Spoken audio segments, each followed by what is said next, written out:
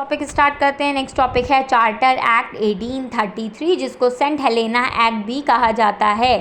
तो इसमें क्या था कि भाई मैंने आपको बताया कि ब्रिटिश ईस्ट इंडिया कंपनी ने चार्टर एक्ट 1813 लाया था, जिसमें ब्रिटिश ईस्ट इंडिया कंपनी को सिर्फ एक राइट मिला हुआ था, जिसमें वो टी ट्रेड और ट्रेड विद चाइना कर सकते थे। मगर चार्टर एक्ट 1833 में ये भी उनका जो प्रीवियस ट्रेड में जो उनको टी ट्रेड और ट्रेड विद चाइना का मोनोपोली मिली हुई थी वो भी ख़त्म कर दिया और ये दोनों टी ट्रेड और ट्रेड विद चाइना। अब कंट्रोल ऑफ कंपनी जो था वो पहले था कमर्शियल जो मैटर्स था वो कोर्ट ऑफ डायरेक्टर्स देखते थे, और पॉलिटिकल मैटर्स जो था वो बोर्ड ऑफ डायरेक्टर्स देखते थे। मगर अब क्या है, कंट्रोल ऑफ कंपनी बाद में इसमें चार्टर एक्ट 1833 में क्या हुआ, अब ये कॉमर्शियल तो पूरे तरीके से हट गया। अब ये कोर्ट ऑफ डायरेक्टर्स जो हैं और बोर्ड ऑफ कंट्रोल दोनों मिलकर के पॉलिटिकल चीज़ें देखते हैं, कॉमर्शियल चीज़ें टोटली ख़त्म कर दी गई। फिर कंपनीज कॉमर्शियल एक्टिविटीज़, हाँ ये तो मैंने आपको बता ही दिया है। उसके बाद एडमिनिस्ट्रेशन में क्या था, एडमिनिस्ट्रेशन में ये था कि गवर्नर जनरल ऑफ बंगाल जो थे उनके पास 3 एग्जीक्यूटिव काउंसिल थी और उनको रिपोर्ट करते थे मद्रास प्रेसिडेंसी और ये अपना बॉम्बे प्रेसिडेंसी, और वो मिलकर के कोर्ट ऑफ डायरेक्टर को रिपोर्ट करते थे। मगर अब गवर्नर जनरल ऑफ बंगाल को गवर्नर जनरल ऑफ इंडिया बना दिया गया था चार्टर एक्ट 1833 में। और first governor general of India कौन थे, विलियम बेंटिक। अब गवर्नर जनरल को अथॉरिटी मिल गई थी कि वो ये मद्रास प्रेसिडेंसी और ये जो बॉम्बे प्रेसिडेंसी थी इसको भी हटा दिया गया था। अब गवर्नर जनरल को अथॉरिटी मिल गई थी कि पूरा इंडिया का जो टेरिटोरियल एरिया है वो देख सकते हैं। अब governor general of India plus 3 executive council, और इसमें एक एग्जीक्यूटिव काउंसिल बढ़ गई थी। आप सोच रहे होंगे पहले 4 किया था, फिर 3 किया, फिर 4 कर दिया। नहीं, ये जो 4 किया है इस बार वाला, इसमें जो एक एग्जीक्यूटिव काउंसिल बढ़ाया है वो एक लीगल एग्जीक्यूटिव बढ़ाया है, लॉ से रिलेटेड। और पहले लीगल एग्जीक्यूटिव काउंसिल कौन बने थे, लॉर्ड मैकॉले बने थे। आगे देखते हैं। प्रोविंशियल लेजिस्लेचर मैंने आपको बता ही दिया है कि बॉम्बे प्रेसिडेंसी और मद्रास प्रेसिडेंसी ख़त्म कर दिया गया था।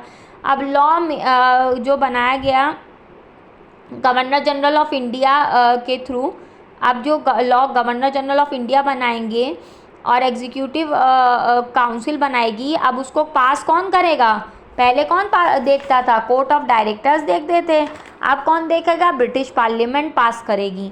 ठीक है। अब लॉ हाँ, जो लॉ बना था प्रीवियसली उसे क्या कहा जाता था, रेगुलेशंस कहा जाता था। जो पहले लॉ बनते थे उसे रेगुलेशंस कहे जाते थे। मगर अब चार्टर एक्ट 1833 में अब जो लॉ बन रहे हैं उसे एक्ट कहा जाता है। ठीक है। रेवेन्यू ये कॉमर्शियल ट्रेड का सेपरेट कर दिया गया था। वो पहले आपको बताया कि 1813 का जो चार्टर एक्ट बना था उसमें कॉमर्शियल ट्रेड सेपरेट कर दिया गया था, और revenue generated from British position plus salt है इसको सेपरेट कर दिया गया था। मगर अब क्या है, अब revenue generated from British position in India plus salt tax, ये वाला तो ख़त्म ही हो गया, अब यही सिर्फ रह गया। उसके बाद Saint Helena act charter act 1833 को क्यों कहा जाता है ये भी देख लेते हैं। ठीक है। सेंट हेलेना एक आइलैंड था जो सिर्फ 16 किलोमीटर बाई 8 किलोमीटर का था, जिसमें 4000 करीबन पॉपुलेशन थी। जिसमें जब वो एशिया से यूरोप शिप जाती थी तो उसके बीच में एक आइलैंड पड़ता था जिसका नाम था सेंट हेलेना। यहाँ पे स्टॉपेज होता था इन 2 कंट्रीज़ में जाने में।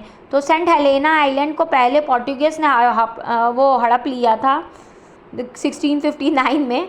ईस्ट इंडिया कंपनी ने उसके बाद इसको पोजीशन ले लिया और इसके ऊपर अपने फोर्ट बना लिए। फिर 1673 ने डच ने दोबारा कैप्चर कर लिया सेंट हेलेना आइलैंड को, मगर ब्रिटिश ईस्ट इंडिया कंपनी ने उससे भी छीन लिया। पहले पोर्टुगीज़ ने कैप्चर किया, उससे छीन लिया, फिर डच ईस्ट इंडिया कंपनी ने कैप्चर किया, फिर उससे छीन लिया। फिर 1673 में ईस्ट इंडिया कंपनी ने चार्टर मिला ईस्ट इंडिया कंपनी को चार्ल्स सेकंड से, जिसने कंफर्म कर दिया कि ईस्ट इंडिया कंपनी का अब इस पर भी राइट है 1673 में। फिर 1815 में क्या हुआ, ब्रिटिशर्स ने नेपोलियन को इम्प्रिजन भी इसी एरिया में किया था जहाँ पे सेंट हेलेना आइलैंड पे ही नेपोलियन की डेथ हुई 1821 में, मतलब 1815 में जेल में डाला था और 1821 में उसकी डेथ हो गई। फिर charter act 1833, Saint Helena island जब ब्रिटिश ईस्ट इंडिया कंपनी से सब छीना तो भाई ये आइलैंड भी ब्रिटिश क्राउन ने ले लिया ब्रिटिश ईस्ट इंडिया कंपनी से, इसलिए लॉ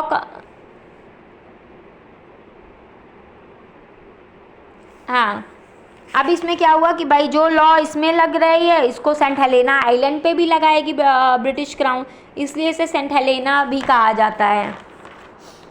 अब नेक्स्ट टॉपिक रहेगा डॉक्ट्राइन ऑफ लैप्स, वो मैं नेक्स्ट वीडियो में आपको पढ़ाऊंगी।